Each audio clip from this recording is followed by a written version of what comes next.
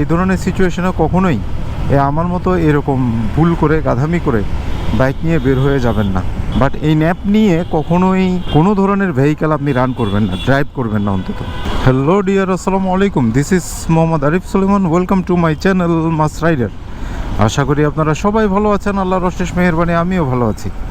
আজকে একটা স্পেশাল একটা মোমেন্টে আপনাদের সামনে একটা ডেইলি ব্লগ নিয়ে আসছি। স্পেশাল মোমেন্ট বলতে কোনো স্পেশাল ঘটনা না, বাট আমি আজকে স্পেশাল হয়ে গেছি। তার আগে বলে নেই, আজকে হচ্ছে 14ই অক্টোবর 2024। তা আপনারা সবাই জানেন আজকে হচ্ছে সোমবার। গত বৃহস্পতিবার থেকে দুর্গাপুজো উপলক্ষে টানা 4 দিনের একটা ছুটি ছিল। যদিও এর মাঝখানে 2 দিন আমাদের অফিস হয়েছে, বাট সেটা অফিস না হওয়ার মতোই, এক প্রকার বন্ধের মুডেই সবাই ছিলাম। তো যার ফলে 4 দিনের একটা গ্যাপ হয়েছে। আবার গতকালকে রাতে আমি একটা প্রোগ্রামে গেছি। আমি প্রোগ্রামে গেছি হচ্ছে আপনার বিকাল 4:30টার দিকে, আর ব্যাক করছি হচ্ছে আজকে সকালে 9টায়। ইয়েস ডিয়ার ভিউয়ার্স, কালকে বিকাল থেকে সারা বিকাল রাত এবং হোল নাইট আমি প্রোগ্রামে ছিলাম, বাইরে ছিলাম। যেই সময়টাতে আমি বাইরে ছিলাম, প্রোগ্রামে ছিলাম, এই সময়টাতে অ্যাকচুয়ালি কোনো রেস্ট আমি নেই। তো যেই সময়টাতে নিয়ার অ্যাবাউট 17 আওয়ার্স, 17 ঘন্টা আমি বাইরে ছিলাম। তো এই 17 ঘন্টায় আমি কোনো রেস্ট নেই। একটানাই আমি প্রোগ্রামে কিছু কাজও ছিল, সেই কাজগুলো করে গেছি। তো এখন ওই অবস্থায় আমি জাস্ট 9টায় বাসায় ঢুকে, যেহেতু 10টা থেকে আজকে অফিস, জাস্ট গোসল করে ফ্রেশ হয়ে রেডি হয়ে আবার বের হয়ে গেছি। আমার শারীরিক অবস্থাটা আপনারা বুঝতে পারতেছেন। আমি জাস্ট আপনাদেরকে একটু বোঝানোর চেষ্টা করি। আর একটা বিষয় ভিডিও শুরুতেই বলে দেই, হাম্বল রিকোয়েস্ট, কখনো এই ধরনের সিচুয়েশনে আপনাদের আসতে পারে, বাট এই ধরনের সিচুয়েশনে কখনোই আমার মতো এরকম ভুল করে গাধামি করে বাইক নিয়ে বের হয়ে যাবেন না। আচ্ছা, এবার আসি মূল ঘটনায়। তো প্রোগ্রাম থেকে যখন সকালবেলা মোটামুটি একটু ফ্রি হই, আমি কোনোভাবে নিজেকে যখন আর কন্ট্রোল করতে পারতেছিলাম না ঘুমের কারণে, সকালবেলা ভোরের দিক, তখন মেবি কয়টায়, 7:30। তো 7:30টার দিকে আমি ওই যে একটা রুমের ফ্লোরে আমি কিছুক্ষণ জাস্ট শুই। তো শোয়ার সাথে সাথে কিছুক্ষণ পরে আমি আর কিছুই জানি না, বেশিক্ষণ না, জাস্ট অনলি 10 মিনিটসে যখন আবার অন্য কারো ডাকে বা কথাবার্তায় ঘুম ভাঙলো, তখন হঠাৎ করে নিজেকে অনেক বেশি ফ্রেশ লাগা শুরু করছে। আমি একটু অবাক হয়ে গেলাম। আমার কখন যে চোখ লেগে আসছে আমি বলতে পারি না। ড্রসিনেস যেটা তন্দ্রা আসছে আমি জানি না। যখন হঠাৎ করে আবার চোখ খুললাম, তখন দেখি যে নিজেকে অনেক ফ্রেশ লাগতেছে। তো ঘড়িতে টাইম দেখলাম অনলি 10 মিনিটস। মাত্র 10 মিনিট আমি জাস্ট একটু তন্দ্রা পাইছিল, এরপরে অন্য কারো ডাকে আমার ঘুমটা ভেঙে যায়, সেই তন্দ্রাটা কেটে যায়। But I am feeling so much fresh. মনে হচ্ছে না মাত্র ঘুম থেকে উঠে একদম ফ্রেশ এরকম।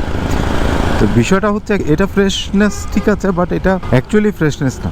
যখন আপনার অনেক বেশি তন্দ্রা পেয়ে যাবে, মানে ঘুমের কারণে আপনার চোখ ঢলে পড়বে, আপনি ঢলে পড়বেন, কোনো কিছুই আর চিন্তা করতে পারবেন না।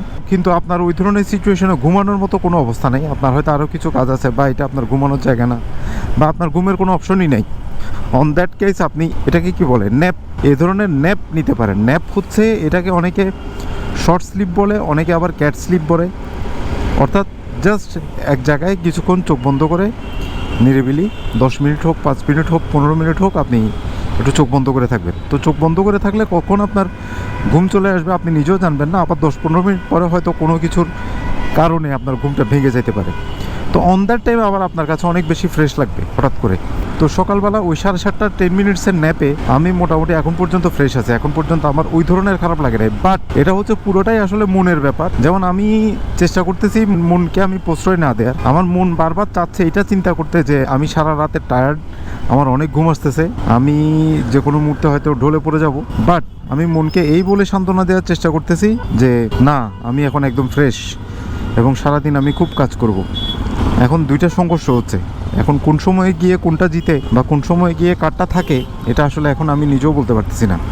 হ্যাঁ, এর আগেও আমার এই ধরনের সিচুয়েশন হয়েছে কয়েকবার, বাট প্রত্যেক ক্ষেত্রেই যেটা হয়েছে, ম্যাক্সিমাম ক্ষেত্রে, যে অফিসে গিয়ে আমি চেষ্টা করি এট এ টাইম কাজের মধ্যে ডুবে থাকার, বাট দুপুরের পরে দেখা যায় কি আমি কখন যে আমার চেয়ারে বসে ওই যে ন্যাপ শর্ট স্লিপে চলে গেছে আমি নিজেও জানি না।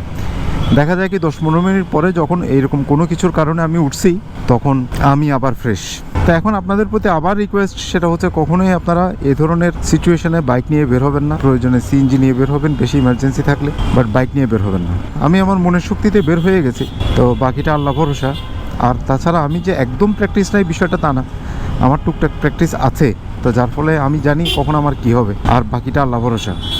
আর ন্যাপ যে জিনিসটা বললাম এটা হচ্ছে ওই যে শর্ট স্লিপ, কাজের ক্ষেত্রে এই শর্ট স্লিপটা কাজ দেয়, ঠিক আছে, এটা সাপোর্টযোগ্য। আপনি যখন অফিসে কাজ করেন বা কোনো একটা কাজ করেন তখন যদি আপনার এই ধরনের ন্যাপ নিতে হয় আপনি নিতে পারেন, বাট এই ন্যাপ নিয়ে কখনোই কোনো ধরনের ভেহিকেল আপনি রান করবেন না, ড্রাইভ করবেন না অন্তত। সো এই বিষয়টা মাথায় রাখবেন, কারণ আমি যে এই মুহূর্তে খুব বেশি স্টেবল আছি, স্বাভাবিক আছি তা না, আমি খুব হিসাব করে বাইক চালাচ্ছি। এক প্রকার বলতে গেলে বলতে পারেন যে মনের জোরেই বাইক চালাচ্ছি। তো এনিওয়ে, অফিসের একদম কাছাকাছি চলে আসছি।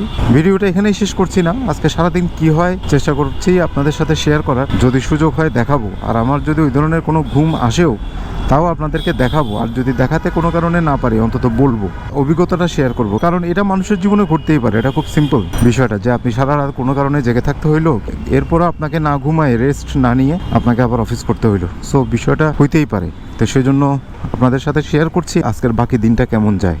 A few moments later. Hello dear viewers, welcome back. Office থেকে বের হয়েছি, অফিসে ঢোকার পর থেকে তো সেই একটা বিতিকিচ্ছিরি অবস্থা, মানে আমার ঘুমের কারণে আমি বসতেই পারতেছি না। চেয়ারে বসলেই আমি কষ্ট করে 5 মিনিট যদি চোখ টেনে রাখি তাহলে অটোমেটিক্যালি সেটা স্প্রিংয়ের মতো বন্ধ হয়ে যাচ্ছে। এমন একটা অবস্থা যে আমার কিছুই করার নাই, মানে ঘুমটাকে আমি কোনোভাবে আটকাতেই পারছিলাম না। প্রায় 5-6 কাপ চা খেয়েছি, দুধ চাও খেয়েছি, রং চাও খেয়েছি, বাট কোনো কিছুতেই কিছু হচ্ছিল না।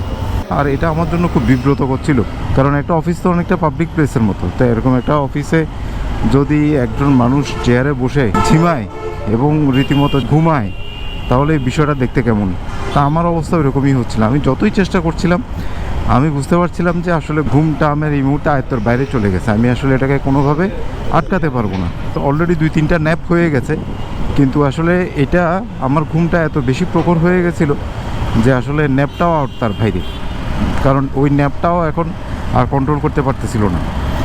এটা পারবে বা কোত্থেকে? আমি যদি হিসাব করি তাহলে আমি ঘুম থেকে উঠছি গতকালকে সকাল 7টায়, 24 আর 8-এ 32 ঘন্টা, স্টিল আমি 32 ঘন্টা জেগে আছি।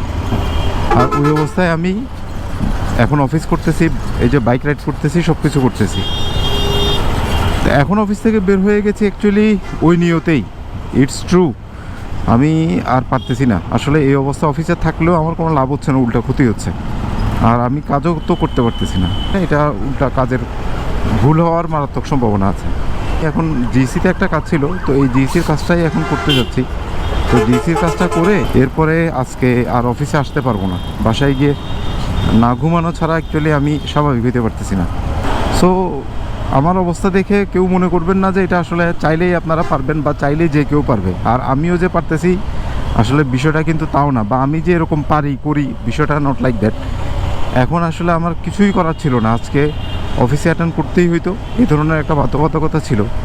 যেমন আজকে যে আমি বের হয়েছি, সিরিয়াসলি বলছি, মানে আমি অনুভূতিটা বুঝাইতে পারবো না কী পরিমাণ ভয় আমার লাগতেছে। এক হচ্ছে শরীরের খারাপ লাগতেছে, যতক্ষণ বাইক রাইড করতেছি আমার প্রচণ্ড ভয় লাগতেছে, কারণ বাইক রাইডিং করা অবস্থায় যদি আমি ওই যে অফিসের মতো আনকন্ট্রোল ঘুম আমার পেয়ে বসে, তখন আমার অবস্থা কী হবে। সেজন্য আমি অ্যাকচুয়ালি বাইক যতক্ষণ রাইড করতেছি আমি ভয় পাচ্ছি। এনিওয়ে, আজকে এই ছোট্ট বিষয় বাট খুব ইম্পর্টেন্ট, আমরা হয়তো এই জিনিসটা আমাদের মাথায় আসবেন, এই ধরনের একটা বিষয় নিয়ে আপনাদের সাথে আমার অনুভূতিটা শেয়ার করার চেষ্টা করলাম। এটা কখনোই করতে যাবেন না, কারণ এটা আসলে মারাত্মক বিপদ। এই বিপদ শুধু শুধু ডেকে আনার দরকার নাই, কারণ আবারও বলছি, আমি কিন্তু যতক্ষণ বাইক রাইড করতেছি আমি সিরিয়াসলি আমি ভয় পাচ্ছি।